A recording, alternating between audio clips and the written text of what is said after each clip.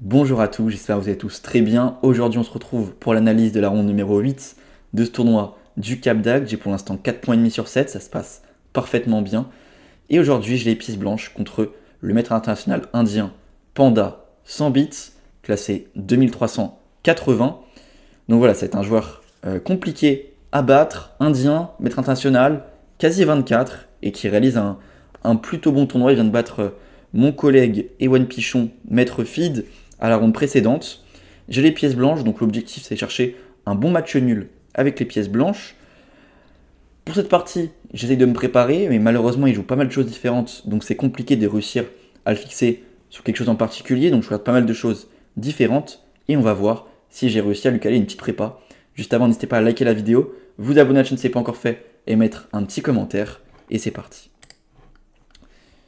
J'arrive à la partie, il me tend la main, et je lui joue E4, je vais vous mettre la barre d'évaluation, il me répond la carocane, une des ouvertures que j'avais regardées pour cette partie. Je joue donc D4, il joue D5, et je joue cavalier C3. J'ai deux possibilités sur les carocanes, je joue souvent soit donc ce que je vais jouer aujourd'hui, soit cavalier C3 et cavalier F3, avec les deux cavaliers. Je suis aussi en train de regarder une troisième possibilité, mais je suis pas encore prêt pour la sortir en tournoi, mais ça arrivera prochainement. Je joue donc cavalier C3, pion prend E4, cavalier prend E4, et il me joue cavalier F6, une des deux variantes principales, avec fou F5 sur cette carocane. Je joue donc cavalier prend F6, E prend F6 et C3. Je vais jouer vraiment la variante que je connais le mieux. Je vais pas inventer de choses, vraiment, je vais jouer très théorique pour cette partie. Il joue donc fou D6, je joue fou D3. Il joue donc petit roc, je joue dame C2, c'est toujours la théorie. Il joue tour E8 échec, je joue cavalier E2 et il décide d'envoyer le coup H5, toujours la main variante, mais un coup avec l'idée de venir m'embêter sur mon roi. Je fais donc petit roc et quand il envoie H4, je fais donc le petit coup H3 pour éviter qu'il me joue H3 lui-même et qu'il me détériore ma structure. Il fait donc cavalier D7, c'est toujours la théorie. Je joue donc fou D2, je me développe. Il joue cavalier F8, il va venir placer son cavalier en G6 ou en E6. Il défend aussi la case H7, il est bien placé en F8. Je fais donc tour à E1.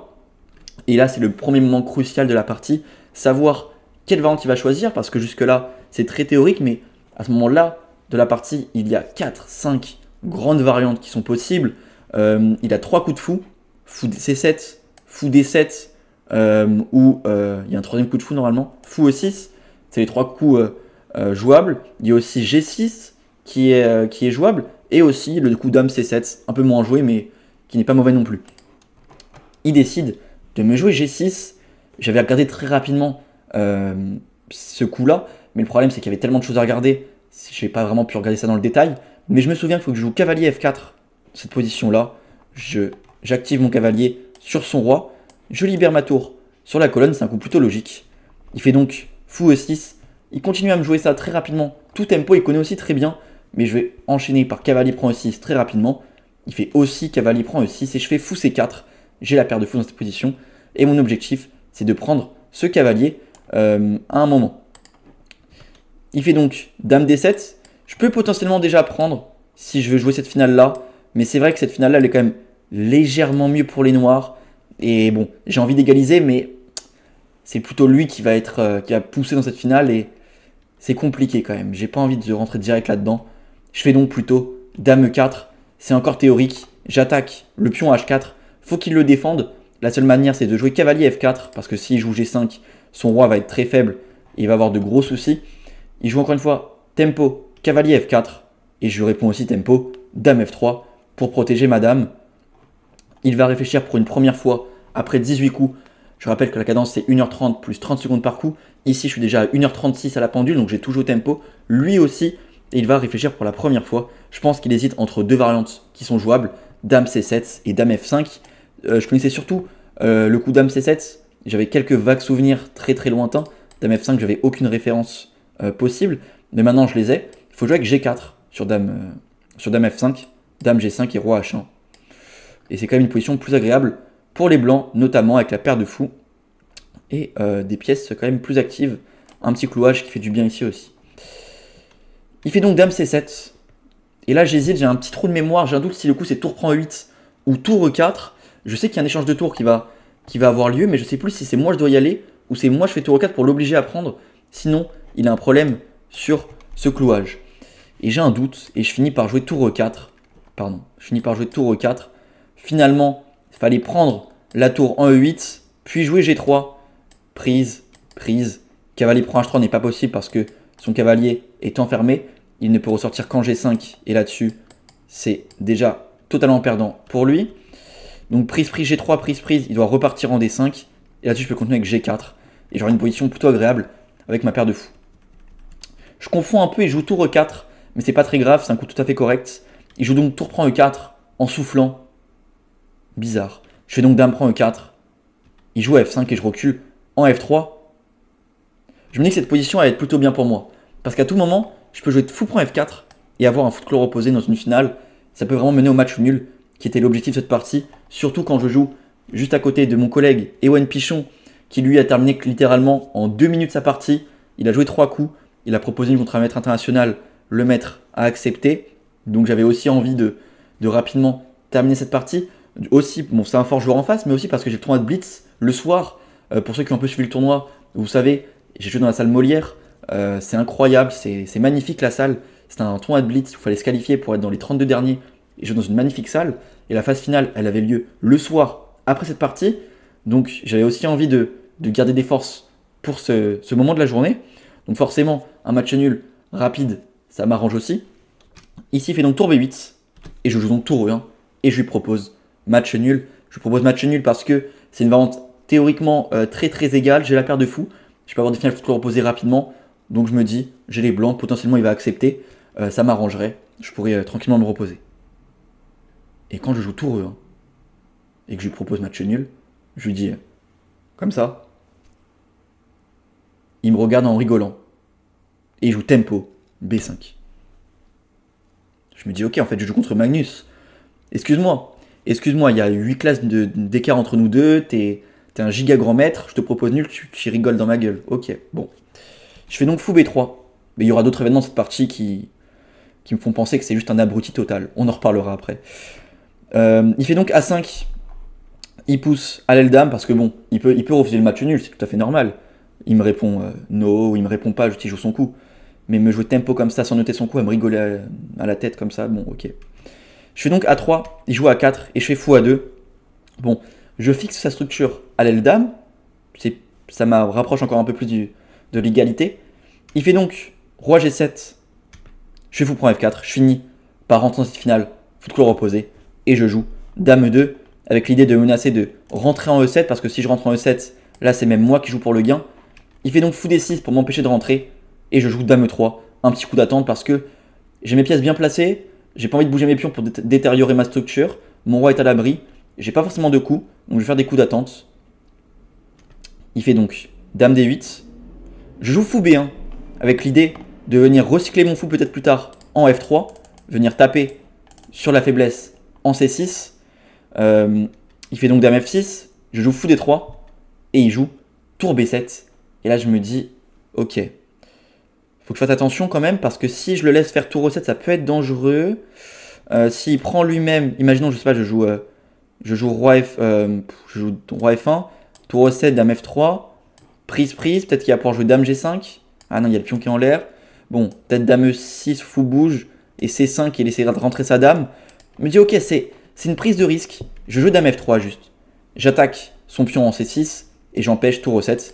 Pour l'instant, je ne peux pas le prendre, son pion en C6, à cause de la découverte sur mon roi. Il fait donc tour B8, parce que s'il vient là, je vais juste venir échanger. Dame prend, je prends en C6, donc fou prend forcé. Et je peux jouer D5 par exemple. Ce sera vraiment très très égal. Il fait donc plutôt tour B8, il repart. Je repars aussi. S'il revient, je repars. Il fait donc tour D8. Je repars en F3. Encore une fois, tout au long de la partie, il ne fera que lever les sourcils dès que je fais un coup. Il fait donc fou C7. Je joue roi F1. Et il joue dame D6. Je fais roi F1 parce que je sens qu'il va faire dame D6. Et j'ai des problèmes sur mon roi. Donc je prépare l'échappée de mon roi. Il fait donc dame D6. Et j'envoie tour E5 pour bloquer pour l'instant l'attaque sur mon roi. Même si je sais qu'un jour il pourra venir et que ce ne sera pas un problème. Juste j'essaie de gagner du temps. parce qu'il peut pas jouer F6 parce que j'ai tour C5. Sur dame H2, je prendrai le pion en C6 et je vais défendre la menace de tour E8. Même s'il fait échec, je pars en E2. Je défends le pion, je défends la case, j'attaque son fou. Donc il peut pas jouer F6. Et là, j'avais pas forcément d'idée pour lui, comment il pouvait continuer. Et il va jouer un coup assez surprenant. Il va envoyer C5. Il sacrifie le pion C5 pour pouvoir dévier ma tour et rentrer en H2 avec sa dame. Bon, j'ai pas tellement le choix. Si je prends ici, il y a prise. J'étais pas hyper content de cette position-là. Je fais donc tour prend C5. Il fait dame H2 comme prévu. Et je ramasse tout. Fou prend B5. Je continue à ramasser. 2 pions de plus. Il fait fou D6. Ok. Je décide de bouger ma tour. Mauvaise case. Fallait venir en D5 d'après l'ordi. Donc ça paraît compliqué à comprendre parce qu'après dame H1, roi E2, je me dis dame C1, je vais me prendre dame prend B2. Ça me paraît compliqué à évaluer cette position-là. Parce que déjà ici dans cette position-là, dites-vous, fou D1, c'est la seule case qui ne perd pas. Et là-dessus, dame D3, c'est le seul coup qui perd pas. Et encore là, c'est déjà avantage noir, ils vont pouvoir jouer avec fou B4. Enfin, ça me paraissait vraiment compliqué à trouver tous ces coups-là. Surtout que le side note commence à arriver. Je fais donc tour C4. Et ici, il a un seul coup qui gagne, il le rate. Il fait dame H1 échec. C'est de nouveau égal. Ici, il fallait jouer tour B8. Attaquer mon fou. Parce que si je le bouge, il y a tour prend B2. Menace, mat forcé. Donc sur tour B8, je devais jouer dame D5. Et je pense qu'il a calculé, mais il a juste pas vu de suite après dame D5. Mais il y a un seul coup qui gagne. Et il est magnifique. C'est dame F4. Incroyable ce coup. L'idée, c'est qu'en fait, si je bouge mon fou, je perds le pion B2. Et si je fais n'importe quel autre coup, je vais me prendre dame C1 échec, roi E2 et dame prend B2. Je perds le fou. Je peux pas éviter ça. Parce que si je bouge mon fou, je me prends tour prend B2 et mat. Et j'ai aucun coup pour défendre mon fou. Donc en fait, juste dame C1, dame prend B2, c'est juste forcé. Et je perds une pièce. C'était juste magnifique. Dame F4, très dur à voir, à comprendre. Mais si on le trouve, c'est magnifique. Il fait donc dame H1. Je fais roi E2. Et il fait dame B1. C'est ce que j'avais calculé dans la partie. Je fais donc fou prend A4. Il fait dame prend B2. Je fais roi D3. Je m'enfuis avec mon roi. Il fait dame prend A3. Et je fais donc fou C6. Il fait tour B8. Il active sa tour. Et je décide de faire tour A4. Je sais pas tellement comment évaluer cette position parce que faut que le reposer. J'ai un pion de plus. Mais mon roi est au centre. Mais en même temps, il est protégé par mes pièces. Je sais pas tellement si je suis mieux ou pas. Et d'ailleurs, j'ai plusieurs titrés Maître Vide ou même un peu moins des joueurs à plus de 2000. Ils m'ont parlé de la partie quand je leur ai dit que j'avais perdu. Ils m'ont dit ah ouais, t'étais pas mieux. Mais même moi ici, moi-même, dans cette position-là, je pensais pas être moins bien en fait. Parce que certes, mon roi peut paraître faible, mais en même temps, il est très bien protégé par mes pièces et j'ai quand même un fort centre avec un pion de plus. Donc je pensais pas être moins bien. Je suis quand même à moins 1,5. Tout le monde, moi et tout le monde, on a mal évalué la position. En fait, je suis moins bien ici. Il fait donc dame B3. Je fais tour 1. J'empêche sa dame de rentrer. Et il fait dame B2. Ok. Je me dis, ok, je vais quand même faire tour A7. Parce que s'il rentre, je fais roi C4. Et même s'il revient, je repartirai. Sur dame F1, je vais faire roi... non, pas roi D5 parce qu'il est fou F8. Faire dame D3. Et si on rentre là-dedans, ça va. Je reviendrai au pire. Et ça va. Je me suis dit ça. En jouant tour A7. Mais tour A7, il y a un problème. Ici, il leur dit conseiller de jouer dame D1 pour défendre. L'idée sur dame prend F2, c'est qu'on va faire dame E2. Et sa dame est enfermée. Elle peut plus éviter l'échange. On va clairement la suivre partout. Elle a aucune case pour s'enfuir. Même si elle vient là, on fera dame G1. Et donc au bout d'un moment, la dame va devoir échanger. Mais si elle échange, la finale est légèrement mieux pour moi. Donc dame prend F2, c'est pas possible. Donc sur dame D1, les noirs devaient comprendre qu'il ne fallait pas prendre le pion et faire par exemple fou F4. Et cette position-là est relativement égale, mais c'est encore bien le bordel. Je me trompe ici et je fais tour A7. Mon adversaire s'empresse de faire tour B3. Tour B3, il attaque donc 2 fois mon pion. Mais je me dis, ok, j'ai roi C4. Je m'enfuis avec mon roi encore une fois. Et je vois pas de coup pour lui. Parce que maintenant, ces pièces sont mal placées. Et je menace clairement ici de faire fou D5 ou dame D5. Plutôt fou D5. Il va avoir un problème sur le pion F7. Je me dis, en fait, il a plus d'attaque. Et c'est moi, je vais attaquer maintenant. Mais ici, je rate totalement l'idée qui permet au noir d'être gagnante. Fou F4, fou B4. Je l'ai totalement zappé, on est en Zeitnote. Et j'ai totalement oublié ce coup. Qui n'est pas compliqué, hein, mais j'ai juste totalement zappé. Et en calculant, je me dis, ok, mais c'est peut-être pas si grave. Parce que quand je prends le fou, j'ai pas le choix. Si je prends pas le fou, je me prends tour, prends C3, c'est abandon. Je me dis que quand je prends le fou, il va prendre ma dame, je vais reprendre, et cette finale-là, elle paraît être égale. Je me dis ça. Et elle est bien égale cette finale, c'est même moi qui pousse pour le gain. j'ai tour fou contre dame, 2 pions passés, toutes mes pièces se défendent entre elles, il a une mauvaise structure, c'est plutôt moi qui joue pour le gain. Et je me suis dit en fait, ça fait tellement longtemps qu'il force, il me prend un peu pour un plot, j'ai l'impression, au vu de ses réactions pendant la partie. Il pète un câble et il doit se dire ok, j'arrive pas à progresser, je vais venir jouer fou B4 et surprise, je vais venir attendre cette finale là et je vais la gagner. Je me dis, c'est ça sa réflexion. Donc je fais pion prend B4. Et là, je vois qu'il prend sa tour, mais qu'il la dirige pas vers la dame. Il fait tour prend B4. Je me dis ah merde. Mais comment je peux rater tour prend B4? En fait, j'étais tellement omnibilé par me dire que fou B4, ça cloue la dame, qu'il est venu ici pour rentrer dans la finale, parce que dans sa tête, il veut jouer pour le gain, il se fout de ma gueule, il voit qu'il n'arrive pas à gagner, donc il va rentrer dans cette finale avec la tour, la dame contre tour fou. Je suis tellement omnibilé par cette idée-là, que j'oublie totalement que si je prends son fou, il peut juste faire tour prend B4. Si je fais roi C5 ou roi D5, il m'attend un coup, et si je vais en D3, il m'attend 2 coups. Tour prend D4, roi E3 et dame D2. J'abandonne donc après tour prend B4. Encore une fois, quand je tends la main, il me sourit un peu comme ça, en mode c'est une évidence que je gagne. Et il part sans ranger ses pièces. Il m'arrache limite la feuille des mains. Il part sans ranger ses pièces. Et encore, il part pas en mode il est pressé. Il part et il fait un tour dans la salle en train de regarder ses potes indiens jouer. Mais j'avais déjà eu des mauvaises expériences avec des indiens dans les tournois. Mais ouais, c'est vrai que les indiens qui viennent en France jouer des Open, il y a souvent des galères avec eux. Mais là, ouais, c'est quand même. Waouh. C'est exceptionnel quand même. Enfin, je pense que le plus choquant, c'est. Bon, la proposition de nul quand il réagit comme ça, c'est déjà très bizarre. Mais à la fin, limite, il m'arrache la feuille des mains, il part sans ranger ses pièces. C'est waouh, ok, bon. C'est pas grave. Bon, j'ai perdu. On va faire le bilan de partie. Je termine donc la partie après 4 heures de jeu. Et le soir, il y aura donc le tournoi de Blitz qui va très mal se passer aussi. C'est vrai que c'est très stressant la salle. T'es au milieu d'une arène, t'as tout le monde autour. C'était très spécial pour une première et j'ai très mal joué. J'ai un peu flop ce tournoi. Et donc demain, il y aura la dernière ronde contre Eric Prié. On va faire le bilan de partie. Demain, je joue contre un grand maître. Analyse à 18h contre un grand maître à la dernière ronde avec les noirs. C'est exceptionnel. Il faudrait essayer de faire une belle perf. Et on va donc passer au bilan de partie. Ok, j'ai donc fait 82 de précision, lui 90. La partie est très égale jusqu'à la toute fin. Il n'y a pas grand chose à redire. Tout ça c'est théorique, théorique, théorique, théorique, théorique, théorique, théorique. Là je me trompe avec tour 4 mais c'est même pas une erreur. Et après la finale est très très égale, il n'y a pas grand chose à redire. Tous les coups sont jouables honnêtement, il n'y a pas grand chose à redire. Il y a juste quelques pièges à éviter, je les évite. Et là on commence à rentrer dans le Zeitnot. Parce que bon je joue quand même un fort joueur donc j'ai quand même si c'était une position plutôt simple, j'ai quand même passé pas mal de temps. Et la position commence à se compliquer quand je commence à être dans le Zeitnot. Je tiens plutôt bien jusque là. Et là voilà, je rate, je fais tour D5, tour C4 tour D5. Il rate l'idée avec dame F4 en fin de variante. Ça repasse égal, ça bon. Même si je leur dis mais que c'est des coups douteux, etc., ça reste une position à -1 quoi environ. Donc il n'y a rien de spécial ici. Il n'y a rien de spécial encore.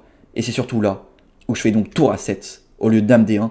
Et je me prends donc tour B3, roi C4 et fou B4 que j'ai totalement raté.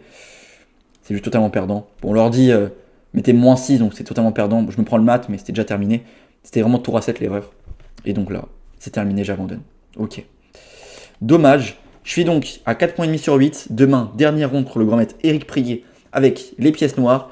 Il faudra bien terminer le tournoi. En cas de victoire, je serai 2264 après le tournoi. Match nul, je serai 2244. Et en cas de défaite, 2224.